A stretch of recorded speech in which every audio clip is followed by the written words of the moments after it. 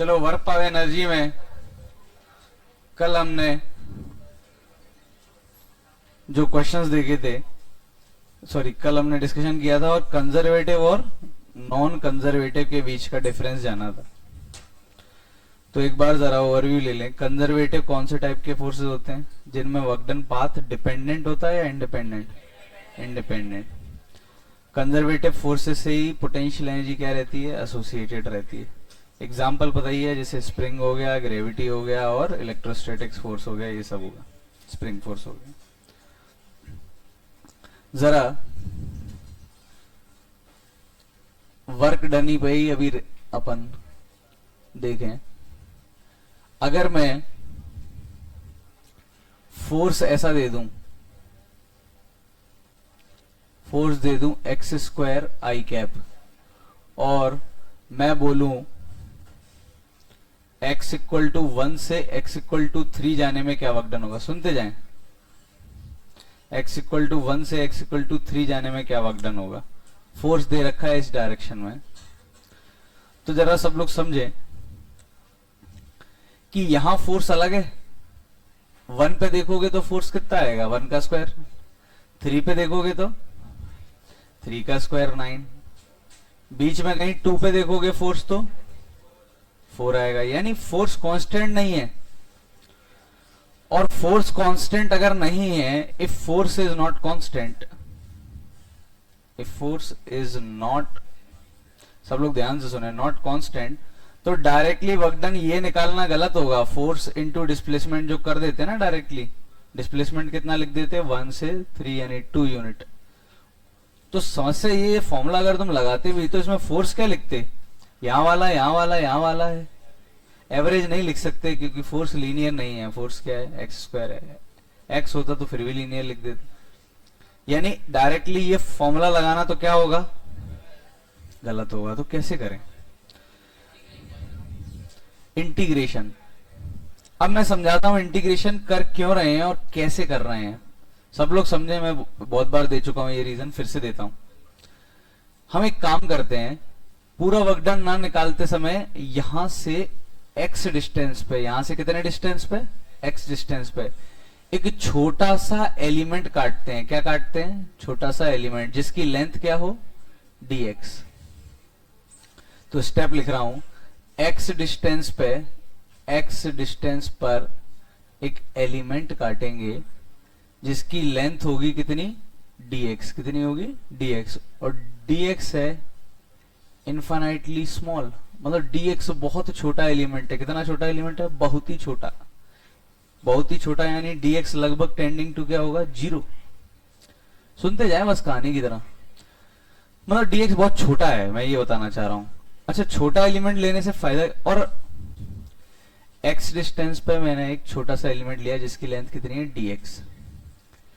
अब मैं बोल रहा हूं इस छोटे से एलिमेंट के लिए बताओ फोर्स यहां कितना आता है? इस पॉइंट पे फोर्स, यहां फोर्स कितना आता है? इस पॉइंट पे फोर्स आता है एक्स स्क्वायर। आता कि नहीं आता? सुनते जाना, क्यों ये एलिमेंट काटते हैं उसके पीछे का रीजन बता रहा हूं। और यहां निकालते तो फोर्स कितना आता? एक्स प्लस डी एक्स का होल स्क्वायर। जिला गया। यहां पे फोर्स कितना आता? X square. यहां फोर्स कितना आता? एक्स प्लस डी एक्स का होल स्क्वायर। अब डी एक्स है बहुत छोटा, dx क्या है? बहुत छोटा। तो लगभग इस चीज को 0 करेंगे तो लगभग फोर्स कितना आ गया? X square. यानी यहां भी फोर्स एक्स स्क्वायर है, यहां भी फोर्स एक्स स्क्वायर है, बीच में भी कितना होगा? अब एक्स स्क्वायर। यानी कहीं भी तुम ले लोगे, यहां से लेके यहां तक फोर्स कितना लगेगा? X square. ये और सही बात भी है, ये एलिमेंट इतना छोटा है कि इस पूरे एलिमेंट के दौरान ये element, dx element is so small that we can take force equal to x square through entire element। मतलब पूरे एलिमेंट में हम फोर्स क्या ले सकते हैं? एक्स स्क्वायर ही कंसिडर कर सकते हैं, कोई दिक्कत नहीं है। तो मैं यहां से यहां तक का वर्क डन तो तुरंत निकाल सकता हूं। कैसे निकाल सकता हूं? इस हिस्से का वर्क डन अगर मुझे निकालना है यहां से यहां तक, ये जो dx है, मैं जूम कर रहा हूं थोड़ा सा इसको, dx लेंथ है और वर्कडन निकालना है तो हम डायरेक्टली निकाल सकते हैं, क्योंकि फोर्स कितनी होगी एक्स स्क्वायर, यहाँ भी एक्स स्क्वायर, यहाँ भी एक्स स्क्वायर, यहाँ भी एक्स स्क्वायर, यानी डीएक्स एलिमेंट के लिए फोर्स लगभग कैसी है, बराबर ही है। तो हम ऐसे वर्कडन निकाल सकते हैं। छोटा सा वर्कडन आता है, कितना आता, फोर्स इनटू डिस्प्लेसमेंट आता। लेकिन ये वर्कडन नहीं आया पूरा, ये क्या आया है, सिर्फ इससे इतने से हिस्से में कितना वर्कडन हुआ है, ये तो ये आया है। लेकिन अगर मैं यहां से स्टार्ट कर रहा हूं, ध्यान देना, अब मुझे यहां से यहां तक का वर्कडन निकालना था, x इक्वल टू 1 से x इक्वल टू 3। तो ये तो छोटा सा एलिमेंट है, ये पूरा यहां से लेके यहां तक बहुत सारे ऐसे एलिमेंट से मिलकर बना है कि नहीं बना, बताओ। तो अगर मैं इन सारे एलिमेंट्स का वर्कडन जोड़ू, मैंने इसका निकाला और मैं इन सबका निकाल के जोड़ देता तो टोटल आ जाता। जोड़ना ही मतलब क्या होता है, इंटीग्रेशन। कहां से कहां तक, 1 से लेके छोटे छोटे एलिमेंट्स, dw dw dw मतलब छोटा वर्कडन, dx मतलब छोटी लेंथ। तो इन सबको जोड़ता तो कंप्लीट वर्कडन आ जाता। ये तो हम कर ही लेते हैं, x³/3, 1 से 3 तो कितना हो गया, सही है। 9 - 1/3 कितना है, सही है, वर्कडन आ गया। यानी बार बार मैं इतना ज्यादा गहराई में नहीं सोचूंगा, ये तो मैं समझा रहा हूं। हम डायरेक्टली क्या करेंगे, जब भी फोर्स x का फंक्शन होगा, when ever force is a function of x, तो हम डायरेक्टली क्या करेंगे, dx का मल्टीप्लाई करेंगे और क्या कर देंगे, इंटीग्रेट कर देंगे। लॉजिक समझ में आया, dx का मल्टीप्लाई करके इंटीग्रेट क्यों कर रहे हैं, उसके पीछे का कारण मैंने बता दिया। इसको लिख डालो। ये कारण इसलिए बताया क्योंकि ये बार बार यूज होगा इंटीग्रेशन, यही नहीं आगे पूरी फिजिक्स में इंटीग्रेशन करते ही रहेंगे कहीं ना कहीं। क्यों कर रहे हैं इंटीग्रेशन, कारण पता होना चाहिए। तो यहीं से डायरेक्ट फॉर्मूला आ गया, ये इसको ऐसे लिख देता हूं, work done equal to F as a function of X into D X का, एफ डी एक्स का इंटीग्रेशन ही क्या होता है, वर्क डन होता है।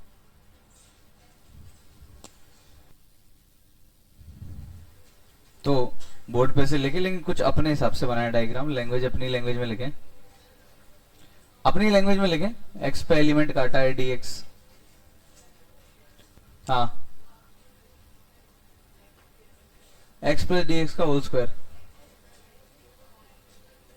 कहा एक्स डिस्टेंस पर एलिमेंट की लेंथ dx के बराबर है। हिंदी में लिख लो, एक्स डिस्टेंस पे एक एलिमेंट काटा। इतनी बार यूज होता है ये कि याद ही हो जाता है। मैं जब पढ़ रहा था तो इतनी बार बोला था उन्होंने, एक्स पे एक एलिमेंट काटा dx, तो मुझे आज तक वो लाइन ही रट गई, एक्स पे एलिमेंट काटा dx। वो तुमको भी रट जाएगी अभी, सेंटर ऑफ मास में सब जगह बार बार यूज करेंगे।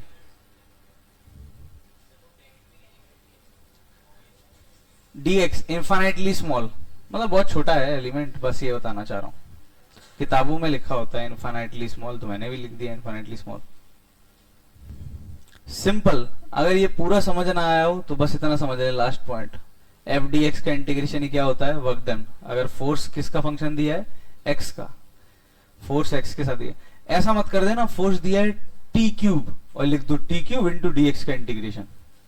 ये सिर्फ तब ट्रू है जब फोर्स किसका फंक्शन है, एक्स का। अच्छा, ये जो फोर्स दी थी मैंने, सब लोग शांत रहें, ये जो फोर्स दी थी मैंने, ये कंजर्वेटिव थी कि नॉन कंजर्वेटिव, कंजर्वेटिव थी कि नॉन कंजर्वेटिव, नॉन कंजर्वेटिव थी। कैसे, क्या तुमने कोई चीज यूज की कि किस तरीके से जा रहे हैं, सिर्फ हमने क्या यूज किया, x इक्वल टू 1 से x इक्वल टू 3 जा रहे हैं। क्या मैंने बोला ऐसे जा रहे हैं, ऐसे जा रहे हैं, ऐसे जा रहे हैं, मैंने तो सीधे एलिमेंट काट दिए। ये समझ में आ रहा है। और अब मैं बता रहा हूं एक नया पॉइंट, समझना, बहुत आसान, बहुत आसान कंजर्वेटिव नॉन कंजर्वेटिव समझने का एक पॉइंट। एक तो या तो तुम्हें वैसे दिख जाए कि नहीं हमें पाथ की जरूरत पड़ी ही नहीं, दूसरा इंटीग्रेट कर पाए तुम, अगर वो चीज इंटीग्रेट हो पाई तो कंजर्वेटिव है और नहीं हो पाई तो नॉन कंजर्वेटिव। सबसे आसान मैथमेटिक्स के थ्रू, अगर इंटीग्रेट हो पाया, तुमसे हो पाया नहीं, इंटीग्रेशन पॉसिबल है तो कंजर्वेटिव, और इंटीग्रेशन पॉसिबल नहीं है तो नॉन। पॉसिबल की बात है, तुम बोलो हमसे नहीं हुआ, non conservative.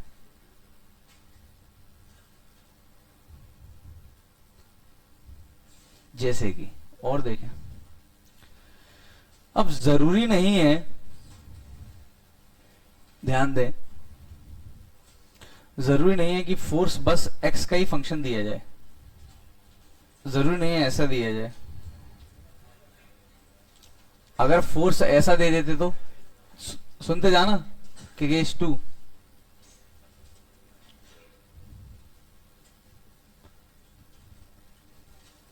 X square Y आई कैप, फोर्स ऐसा दे देते तो, अब तुम बोलोगे नहीं नहीं सर ऐसा नहीं होता, आई कैप है अगर तो वाई नहीं आता, ऐसा थोड़ी होता, कुछ भी आ सकता है, एक्स वाई जेड कुछ भी हो सकता है। मतलब वो तो ये बता रहे हैं कि एक्स में जाने पे भी फोर्स बदल रहा है और वाई में जाने पे भी फोर्स बदल रहा है, और कोई दिक्कत नहीं, वो तो ये बता रहे हैं। अब उनने बोला कि मुझे जाना है कहां से कहां तक, फाइंड वर्क डन, जैसे उनने बोला find work done in moving from उनने बोला 0,0 टू 2,2। सवाल समझना, देखो सबसे पहले तो सब जानते होंगे इस चीज के बारे में कि ये एक्स एक्सिस है, बहुत ही बढ़िया काम हो गया। कहां से कहां तक जाना है, देखो 0,0 से कहां जाना है 2,2, मतलब तुम्हारा इनिशियल पॉइंट ये, फाइनल पॉइंट ये। तुम्हें यहां से यहां जाने में कितना वर्क डन लगेगा, अगर फोर्स कौन सा है, ये वाला, सही है, कोई दिक्कत तो नहीं। तुम फिर से क्या करते, हमने तो ये सीखा है कि अगर आई कैप दिया ऐसा तो वर्क डन ऐसा आता है, एफ डी एक्स का इंटीग्रेशन, जरा करना, X square Y into D X का इंटीग्रेशन। कैसे होगा ये इंटीग्रेट, अच्छा हाँ हो जाएगा यार, इतना क्या है, x³/3 इंटू वाई, सही है, पागल हो गए तुम लोग, y है यहाँ पे, ये इंटीग्रेट नहीं हो सकता, ये भी क्या होना चाहिए, x के फॉर्म में ही होना चाहिए, तभी क्या हो पाएगा, इंटीग्रेट हो पाएगा। तो ये इंटीग्रेशन पॉसिबल अभी तो पॉसिबल नहीं है, ध्यान देना, ये इंटीग्रेशन नहीं है पॉसिबल, x² dx, ये इंटीग्रेशन नहीं है पॉसिबल। अरे यहाँ पूरा फंक्शन किसका होना चाहिए, x का, तभी इंटीग्रेट हो सकता है ना, क्योंकि dx के रिस्पेक्ट में इंटीग्रेट कर रहे हैं, ऐसा इंटीग्रेट नहीं हो सकता, y को एक नंबर मान लिया, बाहर निकाल लिया, y एक कांस्टेंट की तरह बाहर नहीं आ सकता, नंबर नहीं है y खुद वेरिएबल है। यानी this integration is not possible. So force is non, यहीं से हम बता देंगे कि फोर्स कैसी है, कंजर्वेटिव है कि नॉन कंजर्वेटिव, मतलब फोर्स कैसी है, नॉन कंजर्वेटिव। लेकिन कोई बोल रहा है नहीं मुझे तो यहां से यहां जाने का वर्क डन चाहिए ही, तो हम बोलेंगे पागल है क्या, होगा ही नहीं इंटीग्रेट, तो निकालेंगे कैसे। तो बोलेगा चलो मैं एक काम कर देता हूं, तुम बोल रहे हो नॉन कंजर्वेटिव है, तुम बोल रहे हो नॉन कंजर्वेटिव है, तो नहीं सही है, नॉन कंजर्वेटिव है, इतना वो नहीं, मैं कुछ और बोलना चाह रहा हूं, है नॉन कंजर्वेटिव, ये ट्रू है। नॉन कंजर्वेटिव कंजर्वेटिव में अंतर क्या होता है, कंजर्वेटिव पाथ डिपेंडेंट होती है कि इंडिपेंडेंट होती है, इंडिपेंडेंट, और नॉन कंजर्वेटिव पाथ डिपेंडेंट होती है। यानी अगर मैं तुम्हें ये दे दूं कि यहां से यहां ऐसे जा रहे हैं, कैसे जा रहे हैं, ऐसे सीधे जा रहे हैं ऐसे, तो शायद तुम कर पाओ। चलो उसने बोल दिया कि मैं तुम्हें एक हिंट देता हूं, चलो हम ऐसे जा रहे हैं, ये बता दिया ऐसे जा रहे हैं, तब हमने बोला आप ट्राई कर सकते हैं। कैसे ट्राई कर सकते हैं, क्या मैं इस स्ट्रेट लाइन की इक्वेशन लिख सकता हूं, स्लोप कितना होगा स्ट्रेट लाइन का, अच्छा स्ट्रेट लाइन की इक्वेशन कैसे लिख सकते हैं, y इक्वल टू c, नहीं आएगा, सोचो c नहीं आएगा, c 0 हो जाएगा, क्योंकि x 0 रखने पे y कितना आना चाहिए, 0, x 0 रखने पे y 0 तभी आ सकता है जब c कितना हो, 0। और ये स्ट्रेट लाइन का कॉन्सेप्ट है कि जितनी भी स्ट्रेट लाइन ओरिजिन से पास होती है उनमें c नहीं आता, उनमें c क्या हो जाता है, 0 हो जाता है, ऐसे भी समझ लो। स्लोप कितना होगा, सही है, समझ में आ रहा है, दिख रहा होगा, 2a 1045 कितना होता है 1, तो स्ट्रेट लाइन की इक्वेशन क्या हो गई, y इक्वल टू, अब काम बन सकता है क्योंकि यहां y को किससे रिप्लेस कर सकते हैं, अब क्या बन गया ये x³ bye sorry x cube बन गया ये, है ना। एक्स क्यूब का integration X by 4 by X की वैल्यू कहां से कहां तक, वाई को छोड़ो अब तुम, एक्स की वैल्यू 0 से कहां गई है 2 की पावर 4 16, 16 बाय 4 4 माइनस 0, यानी वर्क डन कितना आ गया 4। यानी पाथ दे दिया, ये क्या दे दिया है मैंने, यहां से यहां ऐसे जा रहे हैं, ये पाथ ही तो दे दिया है। तो पाथ दे दिया तो वर्क डन निकल रहा है, इसका मतलब पाथ दे देंगे तो वर्क डन निकल रहा है, पक्का ही नॉन कंजर्वेटिव रही होगी, तभी तो पाथ की जरूरत हुई। यानी हिंदी में समझना, बिल्कुल हिंदी में, शुद्ध हिंदी में समझाते। फोर्स दी हुई है, तुमने वर्क डन निकाला, अगर वर्क डन निकल रहा है तो कंजर्वेटिव है, मतलब इंटीग्रेट हो रहा है तुमसे, वर्क डन इंटीग्रेट हो रहा है तो क्या है कंजर्वेटिव, नहीं हो रहा है तो नॉन कंजर्वेटिव। यहां तक डिफरेंशिएट समझ में आ गया। अब लेकिन वर्क डन निकालना ही है नॉन कंजर्वेटिव का, ये नॉन कंजर्वेटिव निकालना ही है, तो हमें एक्स्ट्रा इंफॉर्मेशन देनी पड़ेगी क्वेश्चन में, वो कौन सी, कि किस रास्ते के थ्रू जा रहे हैं, पाथ क्या है। रास्ता देने का मतलब क्या होता है, y और x में क्या देना है, इनडायरेक्टली रिलेशन देना। रास्ता देने का मतलब क्या है, इनडायरेक्टली रिलेशन देना। अगर वो ऐसे नहीं जा रहा होता, ऐसे जा रहा होता कर्व में, तो y equal to X square वगैरह कुछ मिलता हमको, तो वो रख देते हैं यहाँ पे। मतलब रास्ता दे देंगे तो वर्क डन आ ही जाएगा, चाहे कंजर्वेटिव हो चाहे नॉन कंजर्वेटिव। डिफरेंशिएट तो हम कर लेंगे, पक्का समझ में है। इसको लिख लो,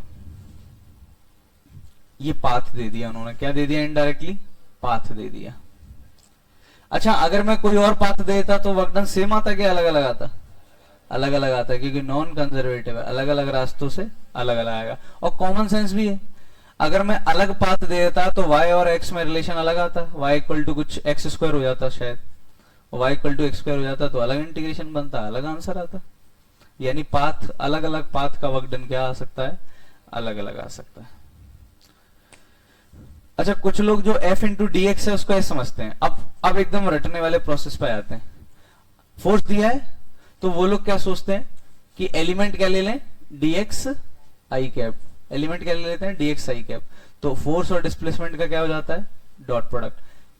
अभी मैं एक और बता रहा हूं, पहले इसको लिखो, समझना, थोड़ा मैथमेटिकल टॉपिक है, दिक्कत सबको होती है, दिमाग ड्रॉपर का भी खुल जाता है इसमें, जबकि वो पढ़ के आते हैं तब भी। तो थोड़ा ध्यान देना, फोकस करना, मैथमेटिक्स है, बस यही एक मैथमेटिकल टॉपिक है इस पूरे में, बाकी सब तो फिर दोबारा फिजिक्स वही, वर्क डन वर्क डन। और एक बात बताओ, अगर ये इंटीग्रेट हो जाता तो क्या हमें y और x में रिलेशन निकालने की जरूरत पड़ती, क्या हमें पाथ की जरूरत पड़ती, अपने आप ही वो फोर्स कैसा हो जाता, कंजर्वेटिव। चलो, अब फोर्स दे दिया, केस वाइज लिखना, दो केस हो गए, अब केस 3, कौन सा केस चल रहा है, अब मैंने फोर्स ऐसा दे दिया, X I cap Y J cap, find work done, work done in moving from, कहां से कहां जाएंगे, कुछ भी ले लो, 1,1 2 2,2, 1,1 से कहां जा रहे हैं, 2,2, कोई भी पॉइंट ले सकते हो, मैं कुछ भी ले, 7,8 अच्छे से ले रहा हूं। तो फिर से अब दिक्कत ये है, सर आपने तो बोला था कि अरे ये एक ही डायरेक्शन में होगा फोर्स, नहीं, फोर्स कैसा भी हो सकता है। लो आई और जे में दे दिया, अब क्या करें, अब ध्यान दें, वर्क डन क्या होता है वैसे तुम्हें पता है, फोर्स और डिस्प्लेसमेंट का क्या, डॉट प्रोडक्ट। फोर्स तो तुम्हारे पास है कितना, x I cap Y J, displacement जो तुम लोगे, एक्स में क्या लेते थे वैसे, डी एक्स आई कैप, तो y में क्या लोगे ऐसे ही, तो डिस्प्लेसमेंट जो है तुम्हारा वो क्या बन जाता है जब भी चीजें वेक्टर में हो, dx i कैप और dy j कैप। ये आ गया वर्क डन, इसको क्या करना है मुझे, इंटीग्रेट, क्योंकि ये तो छोटा सा वर्क डन आया है, ये समझ में, इंटीग्रेट करो। तो ये जब तुम पहले डॉट प्रोडक्ट करना पड़ेगा, पहले क्या करना पड़ेगा, यानी जब भी वेक्टर फॉर्म में हो फोर्स, किस फॉर्म में हो, वेक्टर फॉर्म में, तब तुमको जो एलिमेंट लेना है, यानी जो डिस्प्लेसमेंट लेना है, एलिमेंट छोड़ो, जब डिस्प्लेसमेंट लेना है वो कितना लेना है, dx i cap dy j cap. अच्छा, पहले वाला क्वेश्चन था उसमें भी ये कर सकते हो, फोर्स कितना था, ऐसा था कि नहीं था, और डिस्प्लेसमेंट, तो अब तुम वर्क डन ऐसे निकाल सकते हो, फोर्स और डिस्प्लेसमेंट का डॉट प्रोडक्ट का इंटीग्रेशन। सही है। फोर्स तुमने ले लिया कितना, एक्स स्क्वायर वाई आई कैप, डिस्प्लेसमेंट ले लो फिर से D x I cap D Y J cap. अपने आप आई का आई में होता है डॉट प्रोडक्ट, जे का तो कोई रोल है ही नहीं, तो सिंपली ये फिर से कितना आ जाता है, X square Y into D X का इंटीग्रेशन। क्या जे का कोई रोल रहता, कोई नहीं रहता। तो हम अपने आप ये मान सकते हैं कि डिस्प्लेसमेंट हर बार क्या ले रहे हैं, D x I cap D Y J cap. अच्छा, इसके बाद क्या सॉल्व करें, एक्स आई का आई में मल्टीप्लाई किया तो क्या हो जाएगा, एक्स डी एक्स प्लस इसको इंटीग्रेट करना है। सही बात है, ये इंटीग्रेट हो सकता है, इंडिविजुअल इंडिविजुअल इंटीग्रेशन लगा दो, ऐसा कर सकते हैं। इस पूरे को इंटीग्रेट करना है, यानी ऐसे x तो हो जाएगा क्योंकि x के साथ क्या है dx है, y के साथ क्या है dy, ये बनेगा एक्स स्क्वायर बाय, ये बनेगा क्या वाई स्क्वायर बाय, x की वैल्यू कहां से कहां तक है, 1 से 2, y की वैल्यू, तो इसमें 2 छापोगे तो कितना हो जाएगा 4 by 2, 2 minus 1 by 2, 2 minus 1 by 2 कितना होता है, ये भी 3/2 बनेगा, ये भी 3/2, तो कितना बन जाएगा। क्या पाथ की जरूरत पड़ी, डायरेक्ट इंटीग्रेट हो गया, यानी कंजर्वेटिव है कि नॉन कंजर्वेटिव, कैसी फोर्स है ये, अगर पता लगाना हो तो कंजर्वेटिव, कोई रास्ते की जरूरत नहीं पड़ी, सीधे इंटीग्रेट हो गया।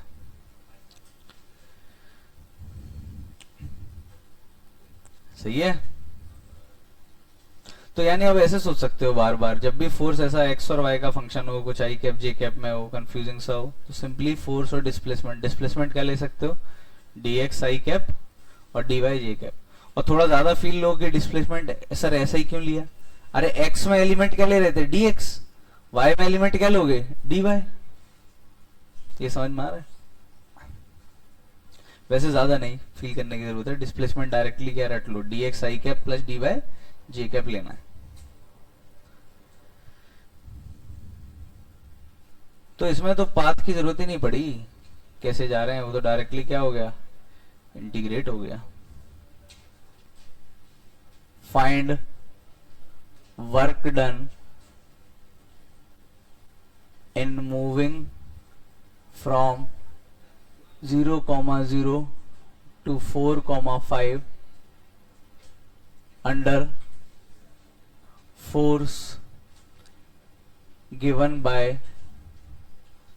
F equal to x square I cap plus y j cap, and also check whether force is conservative और नॉट। ये भी चेक करना है कि फोर्स कंजर्वेटिव है कि नहीं है, कंजर्वेटिव है कि नॉन कंजर्वेटिव है, ये बताना। चलो देखो फिर से वर्क डन कैसे निकालेंगे, फोर्स इनटू डिस्प्लेसमेंट। फोर्स दिया है एक्स स्क्वायर आई कैप, वाई डिस्प्लेसमेंट क्या लेंगे वेक्टर फॉर्म में dx आई कैप, ये डिस्प्लेसमेंट हो गया। इसको क्या करना है हमको इंटीग्रेट, तो हमारा क्या आ जाएगा वर्क डन आ जाएगा कि नहीं आ जाएगा। ठीक है भाई, एक्स स्क्वायर डी एक्स, आई का आई में जे का साफ साफ दिख रहा है, ये आराम से इंटीग्रेट हो जाएगा क्योंकि x के साथ x है, dx है, dx के साथ x हो गया और dy के साथ y हो गया। इसको इंटीग्रेट करना है, इंडिविजुअली कर दो। मैंने यहीं पे बोल दिया देख के ही कि ये कंजर्वेटिव है कि नॉन कंजर्वेटिव, कंजर्वेटिव, क्योंकि ये इंटीग्रेट हो गया तो ये क्या हो गया कंजर्वेटिव। x³/3 y²/2, x की वैल्यू कहां से कहां तक 0 से 4, y की वैल्यू कितना हुआ ये 203/, जल गया, कंजर्वेटिव है कि नॉन कंजर्वेटिव समझ में आ गया। एक और कर दोगे, देखें, find work done in moving from 0,0 to 1,1 under influence of force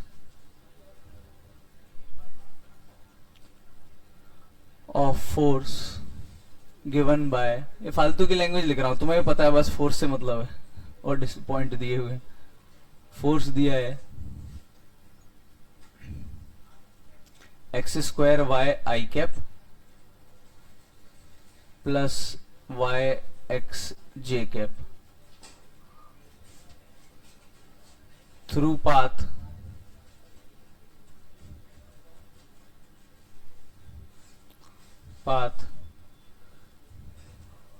through different paths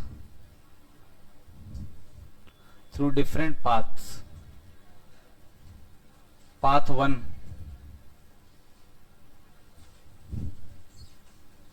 0,0 to 1,1 along straight line, इसको बोला पाथ 1, और पाथ 2 ये है parabola y equal to x², path 2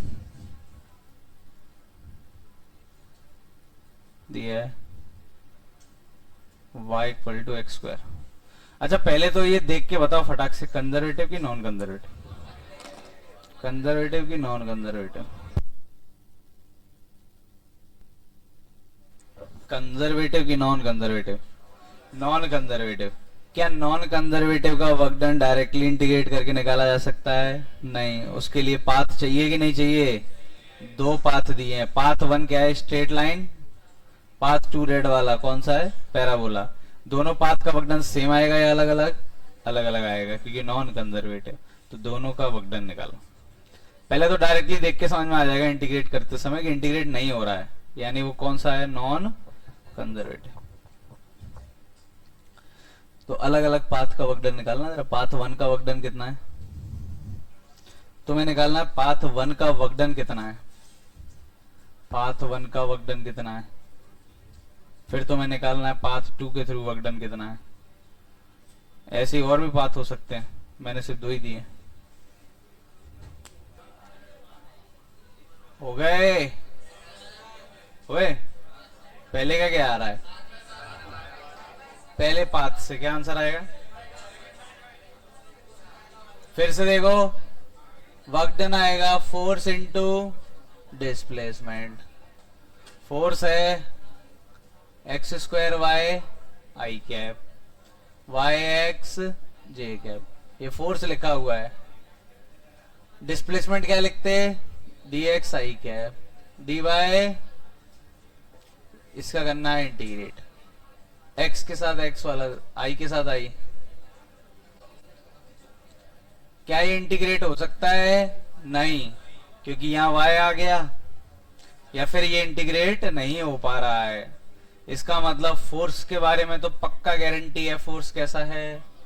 non conservative. वो यही पूछेंगे, फोर्स कंजर्वेटिव की नॉन कंजर्वेटिव, हमने बता दिया फोर्स कैसा है? नॉन कंजर। अब ये इंटीग्रेट तो नहीं हो रहा, इसके लिए पाथ की जरूरत है, नॉन कंजर्वेटिव है। तो पाथ है क्या हमारे पास? हाँ, पहले पाथ 1 है। क्या लाइन, स्ट्रेट लाइन की क्या इक्वेशन है? y इक्वल टू, तो सबसे पहले पाथ 1 का वर्क डन निकालता हूं मैं। पाथ 1 है y equal to x, straight line है कि नहीं है? तो वर्क डन आएगा, जहां जहां y है वहां क्या रख दो? x। तो देखो ये x² dx प्लस, यहां x है तो यहां कर दो y। जिला, यहां y चाहिए मुझे, तो यहां x की जगह क्या रख दो? y की जगह क्या रखो? x क्या आ रहा है? q आ रहा है। तो ये हो गया x की पावर 4 बाय, कहां से कहां तक x की वैल्यू?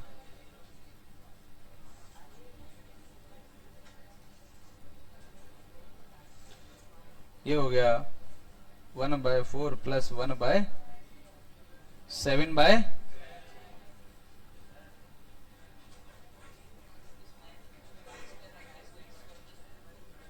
क्या? हाँ, कोई दिक्कत नहीं है।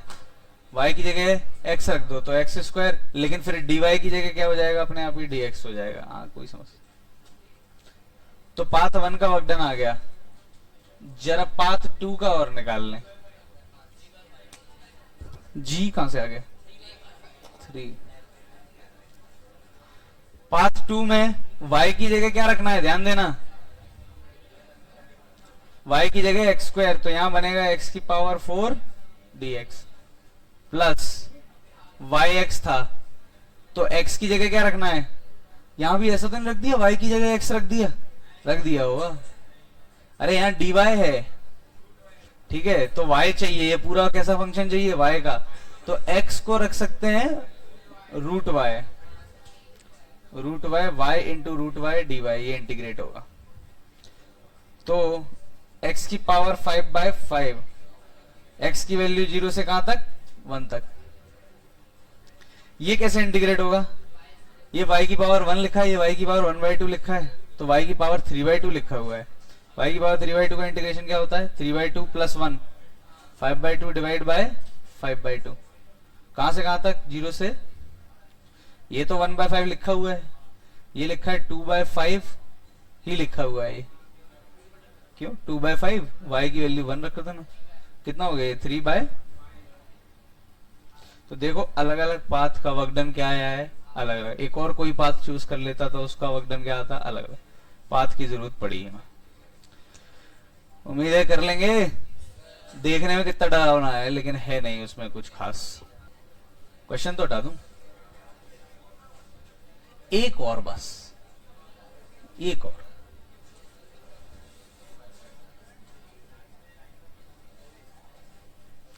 कर दो बस, आत्मा को शांति मिल जाएगी। हाँ समझ में आ गया तुम लोग, इधर ध्यान। Find work done in moving from 0,0 to 1,1, कोई सा भी ले सकते हो, under influence of force y cap x j cap. Also check forces, ये भी लिख देता हूं, ऑल्सो चेक फोर्सेस कंजर्वेटिव और नॉन कंजर्वेटिव।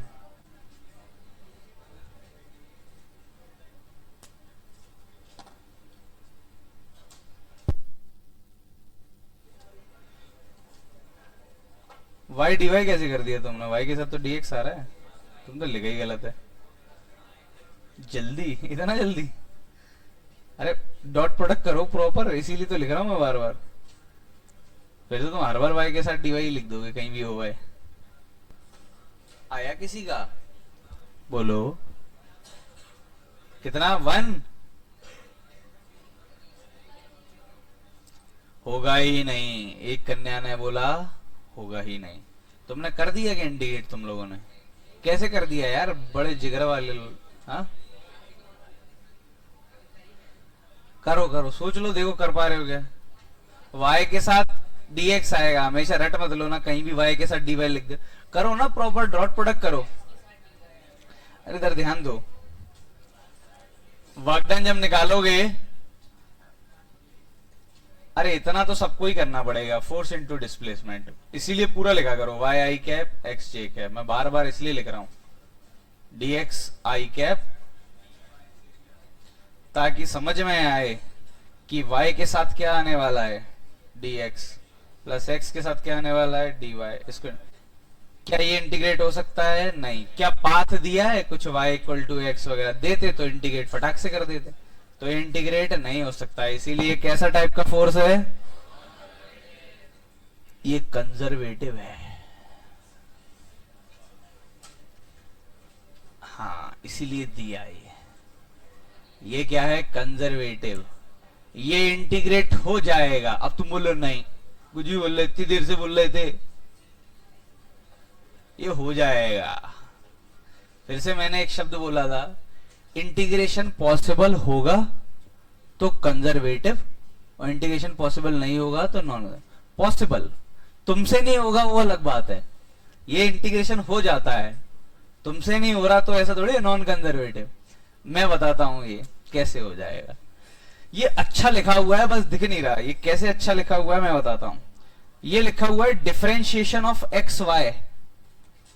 इंटीग्रेशन छोड़ो, क्या ये एक्स वाई का डिफरेंशिएशन लिखा है? चेन रूल लगाते हैं, पहले एक्स का डिफरेंशिएशन करते हैं तो कितना हो जाता? 1। वाई एज इट इज रहता, dx आ जाता, क्योंकि एक्स के रिस्पेक्ट में कर रहे हैं डिफरेंशिएट।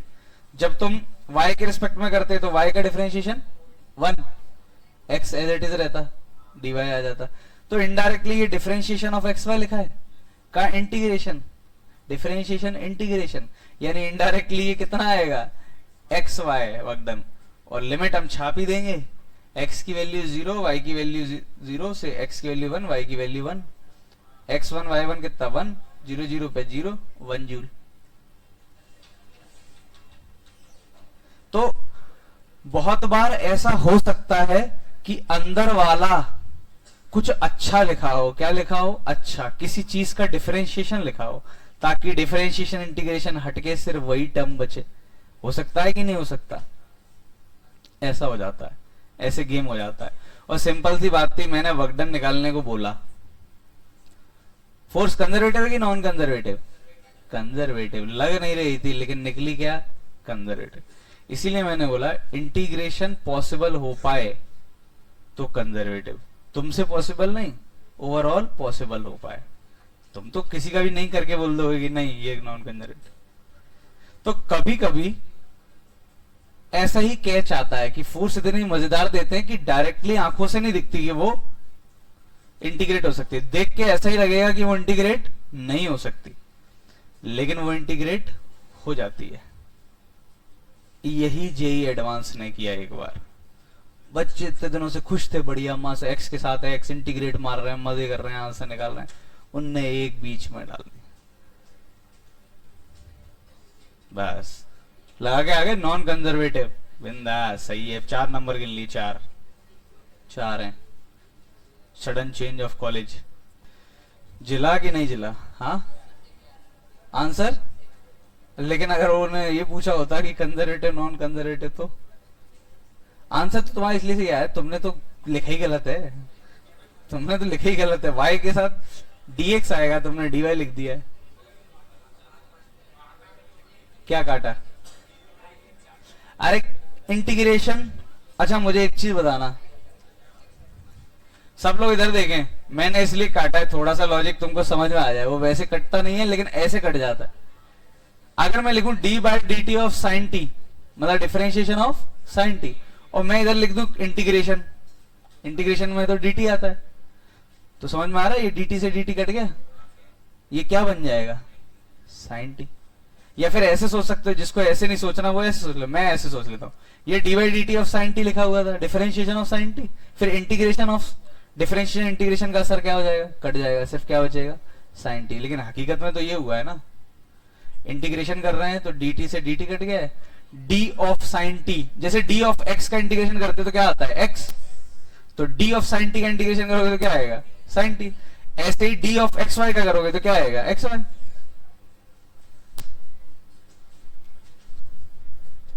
उम्मीद है जल गया होगा।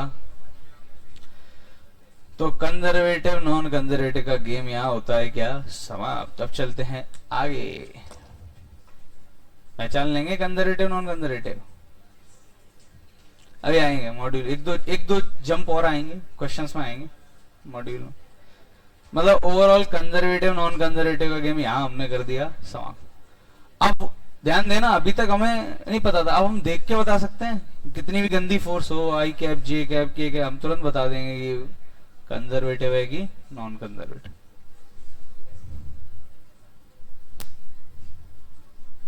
हटा दूं? अब सुनते जाना और कहानी आगे।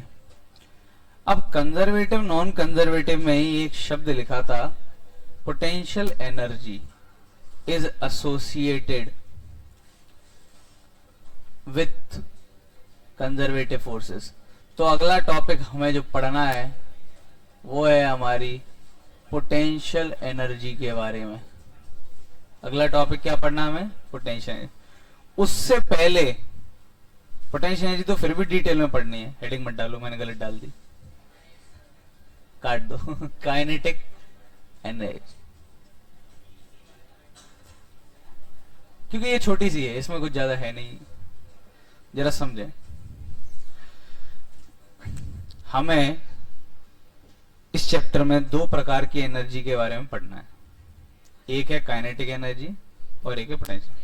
और जनरली पूरी फिजिक्स में भी दो ही प्रकार की एनर्जी मौजूद रहती है, एक काइनेटिक एक पोटेंशियल। काइनेटिक एनर्जी क्या होती है? Half M V square. M क्या है, वी क्या है, स्पीड। लेकिन ये आया कहां से, इसका जन्म देखते हैं। बोले तो ओरिजिन, मैं बताता हूं ओरिजिन कहां से, सुनते जाएं। वैसे तो इतना डिटेल में है नहीं, बस क्यूरोसिटी और कॉन्सेप्ट क्लियरिटी के लिए बता रहा हूं। हमें तो बस हाफ एम वी स्क्वायर से मतलब है ओवरऑल। लेकिन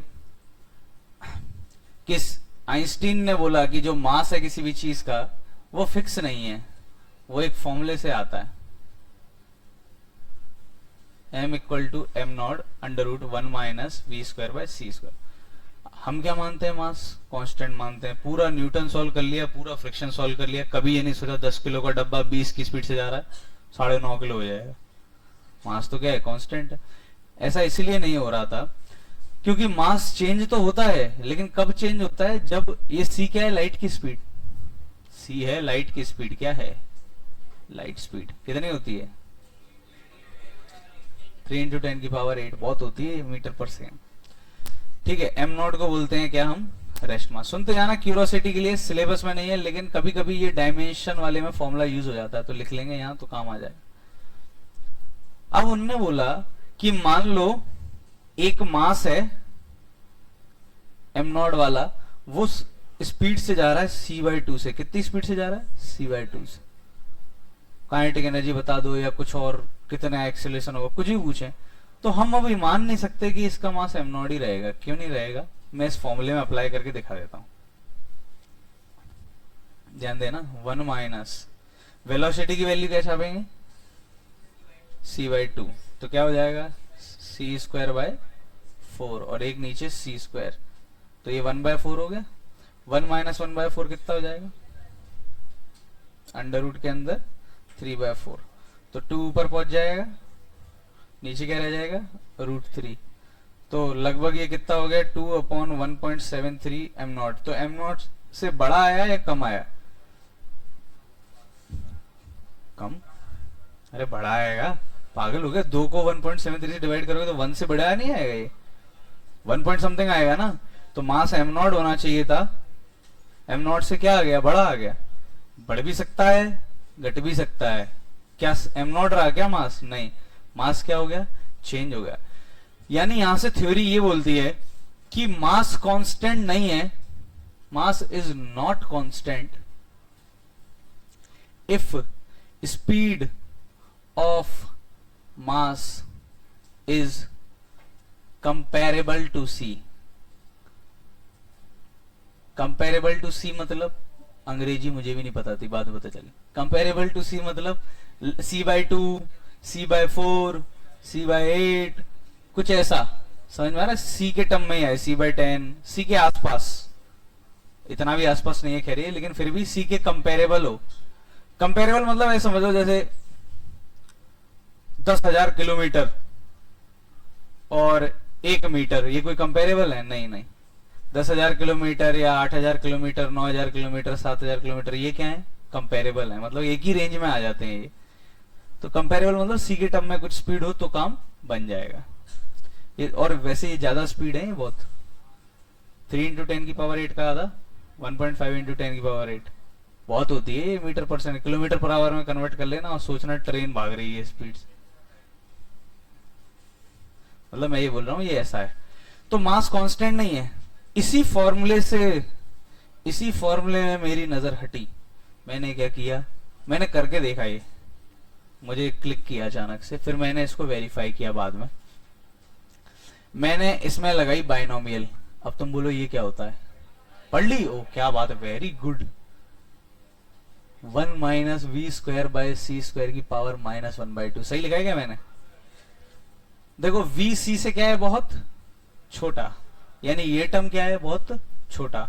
तो बाइनोमियल का 1 प्लस एक्स की पावर एन का फर्स्ट टर्म क्या अप्रोक्सीमेट करके लिख सकते हैं, 1 plus N X. 1 plus X power N को लिख सकते हैं ना 1 प्लस एन एक्स, अगर X is very much small then N. तो मैंने इसमें बाइनोमियल लगाई, इसको 1 प्लस एन एक्स लिखा, 1 minus V square by C square into -1/2 पहला टर्म। वैसे और भी आएंगे बाइनोमियल में, तो बहुत सारे टर्म आते हैं, अप्रोक्सीमेट करते हो तब भी बहुत टर्म आते हैं। जैसे 1 प्लस एन एक्स के बाद क्या आता है, बाइनोमियल पढ़ी इन लोगों ने, 1n -1/2 एक्स स्क्वायर नहीं आता, छुड़वा दिया सर ने। हाँ जो भी है, मतलब छुड़वा दिया होगा, लेकिन मैंने बता दिया। अगला क्या आएगा, n -1/2 एक्स स्क्वायर। ऐसे ही और सारे टर्म्स आते जाएंगे, लेकिन हमें कोई मतलब नहीं है, हम नहीं लिख रहे अगला, हम भी छुड़वा दे रहे हैं। देखो 1 प्लस माइनस माइनस प्लस हो गया, V square by 2 C square, और है लिख नहीं रहा हूं, ठीक है? कोई दिक्कत तो नहीं? क्या बोल रहे हो? ये आ गया।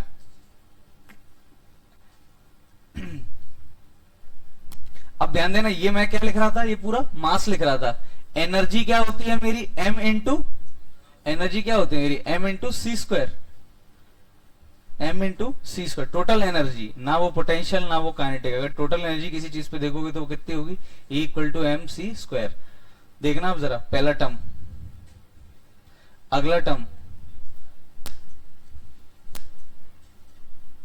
अगला टर्म, तो ध्यान देना सी स्क्वायर से सी स्क्वायर कट गया, ये क्या लिखा है अगला term, half M naught V square. और भी टर्म्स है, बहुत सारे टर्म्स है। तो ये क्या लिखा हुआ है, यही, इसी को क्या नाम दिया गया, काइनेटिक एनर्जी। यानी अगर कोई मैथमेटिकली पूछे काइनेटिक एनर्जी क्या होता है, तो हम बोल देंगे E equal to M C square होती है टोटल एनर्जी, उसी का सेकंड टर्म ही क्या होता है, काइनेटिक एनर्जी। किसी ने तो नाम दिया होगा ना काइनेटिक एनर्जी, ऐसा थोड़ी है पहले से ही चला आ रहा है काइनेटिक एनर्जी, किसी ने नाम दिया होगा। इस सेकंड टर्म को ही नाम क्या दिया उन्होंने, काइनेटिक एनर्जी। अब ये है क्या, मैं जरा फील दिलाता हूं। अब तुम बोलोगे काइनेटिक एनर्जी तो हमने बचपन से सुना है इसीलिए कंफर्टेबल है, काइनेटिक एनर्जी तो कभी 8th 9th 10th में सुना है इसीलिए आसान है सोचना, हाफ एम वी स्क्वायर। वैसे एनर्जी के जो टाइप है वो बहुत सारे होते हैं, बहुत प्रकार की एनर्जी होती है, लेकिन टोटल जितनी भी एनर्जी है किसी भी चीज की, वो उसके एम सी स्क्वायर के बराबर होगा। किसके बराबर होगा, एम सी स्क्वायर।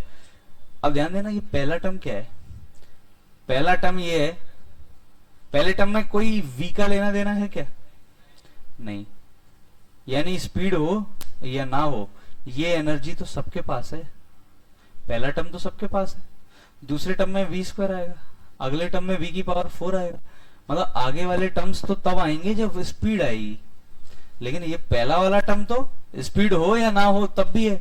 यानी मेरे पास जैसे स्पीड नहीं है तो भी क्या मेरे पास एनर्जी है क्या, कौन सी है, कौन सी है, पोटेंशियल, टोटल, सही कह रहे हो, टोटल। स्पीड नहीं है तब भी मेरे पास एनर्जी है। यही तो आइंस्टीन ने बोला था कि हम सब एनर्जी, जरा रिलेट करना है इसको किससे, वेदों से, उपनिषदों से। अब रिलेट कर, सात्विक बताता हूं तुम लोगों को। हम सब एनर्जी है। कैसे एनर्जी है, हमारे पास स्पीड नहीं है अभी, m इंटू सी स्क्वायर करोगे तो मेरी टोटल एनर्जी निकल आएगी। मतलब अगर मैं पूरा मास डिस्ट्रॉय हो जाए तो कितना एनर्जी में कन्वर्ट हो जाएगा, मास किस में कन्वर्ट हो जाएगा, एनर्जी में।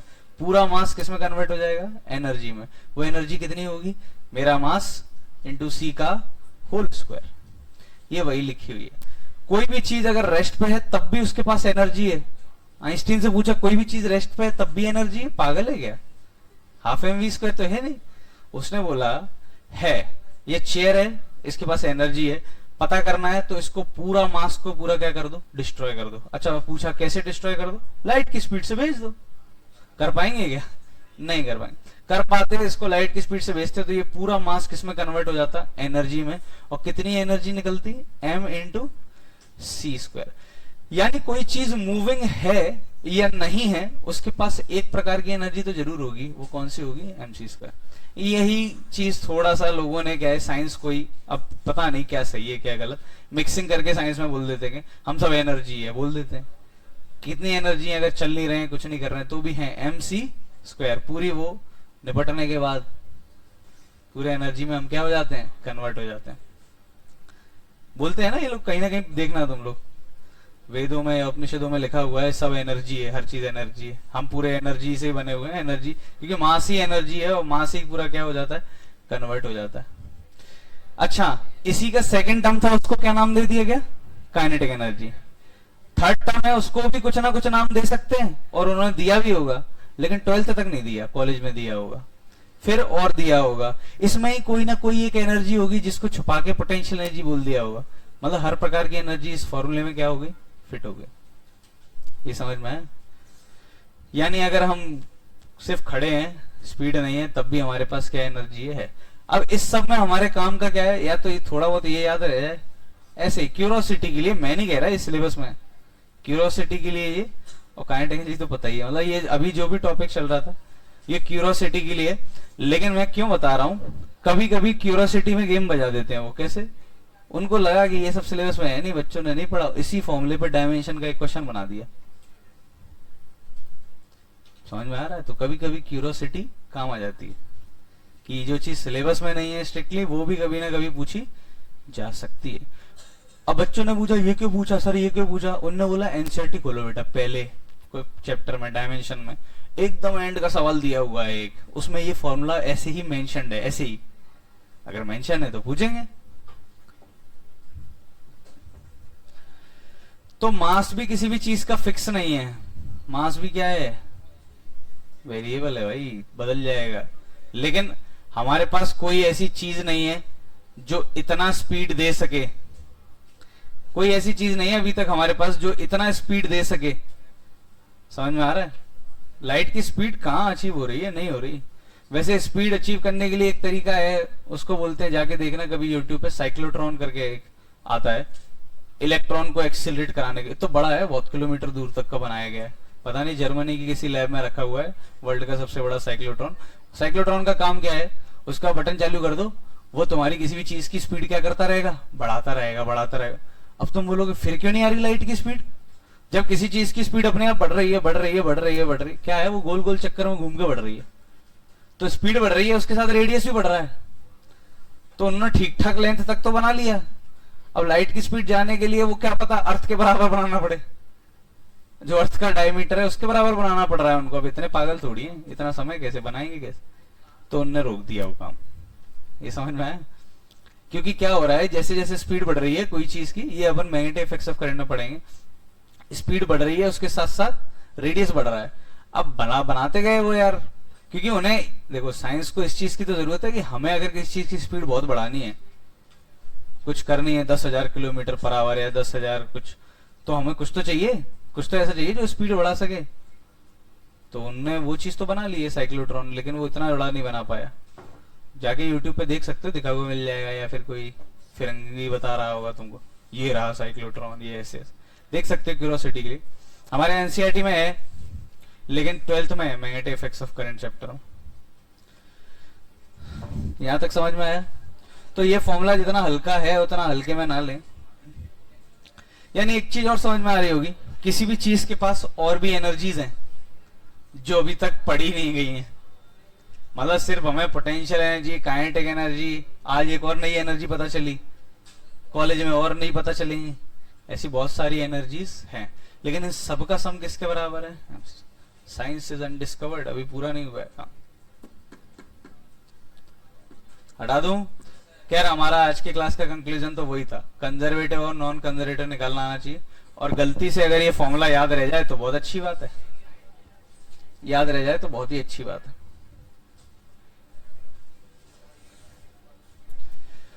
तो काइनेटिक एनर्जी समझ में आ गई। तो मुझसे कोई पूछता है काइनेटिक एनर्जी क्या है, तो मैं तो ये बोलता हूं कि ये वाले फॉर्मूले का सेकंड टर्म है काइनेटिक एनर्जी। मतलब डेफिनेशन अगर कोई पूछता है तो मैं यही बोलता हूं।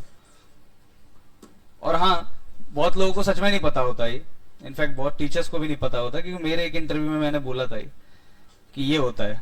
अरे हम लोग भी देते रहते हैं ना यार। तो ये सेकंड टर्म है उसका, तो उसने बोला ये तो पक्का पागल है। तो है, ये सच में है, लेकिन इसकी डेफिनेशन नहीं है। वो सुनना चाहते हैं डेफिनेशन वगैरह क्या होती है। When a mass moving speed v, तो वो काइनेटिक एनर्जी आएगी हाफ एम वी स्क्वायर। ज्यादा से ज्यादा इतना बता दो कि मास चेंज हो सकता है। समझ में आ गया ना तुमको क्या है, कहां से निकाली होगी काइनेटिक एनर्जी वाला टर्म। अब काइनेटिक एनर्जी में इसमें कुछ नहीं है, फर्जी है। काइनेटिक एनर्जी कितनी होती है, हाफ एम वी स्क्वायर। अब इसमें सवाल कैसे आते हैं, बहुत ही तगड़े। कैसे, स्पीड डबल करूंगा तो काइनेटिक एनर्जी कितनी हो जाएगी, 4 गुना हुआ। मास डबल करूंगा तो डबल, ट्रिपल करूंगा तो ट्रिपल, क्योंकि काइनेटिक एनर्जी डायरेक्टली प्रोपोर्शनल है मास के। काइनेटिक एनर्जी डायरेक्टली प्रोपोर्शनल है स्पीड के स्क्वायर के। स्क्वायर यानी स्पीड 3 गुना करूंगा तो काइनेटिक एनर्जी कितने गुना हो जाएगी, 9 गुना हो जाएगी। सही है। तो एक तो फॉर्मूला ये हो गया। एक काइनेटिक एनर्जी का और फॉर्मूला हो जाता है, वो क्या है, पी स्क्वायर बाय, जहां पे पी क्या है, मोमेंटम। ये जिला क्या, पी क्या है, मोमेंटम। देख लो, पुट करके देख लो, एम इंटू वी पुट करके देख लो, एम स्क्वायर वी स्क्वायर, एक एम से एम कट जाएगा, फिर से वो लिखा हुआ है हाफ एम वी स्क्वायर। तो काइनेटिक एनर्जी के दो फॉर्मूले हैं, एक है हाफ एम वी स्क्वायर और एक है पी स्क्वायर बाय 2m। अब इसमें क्वेश्चन कभी कभी थोड़ा सा हल्का सा अच्छा बन सकता है, जैसे कि जैसे मैं पूछूं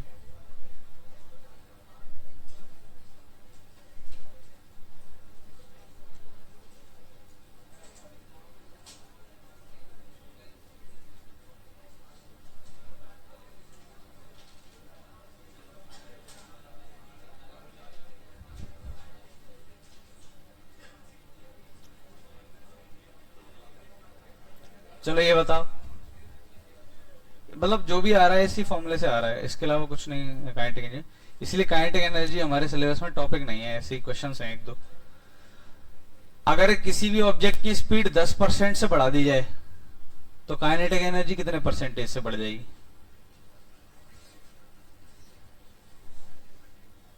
अगर 10% से बढ़ा दी जाए स्पीड तो काइनेटिक एनर्जी कितने परसेंटेज से बढ़ जाएगी, percentage increase in kinetic energy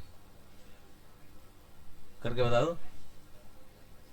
20 पक्का, बाकी लोग तो करो करो, इसमें तो कुछ नहीं है। अरे चूज कर लो अपने मर्जी से, मास ले लो अपनी मर्जी से, स्पीड ले लो। मैं होता तो स्पीड 100 ले लेता, क्योंकि उसका 10% मुझे आता है। Very good.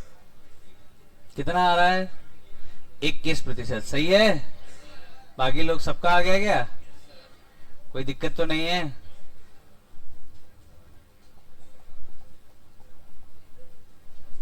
चलो जरा पीवाईक्यू का स्टेटस देखें, क्या फ्रिक्शन के पीवाईक्यू निपटा लिए।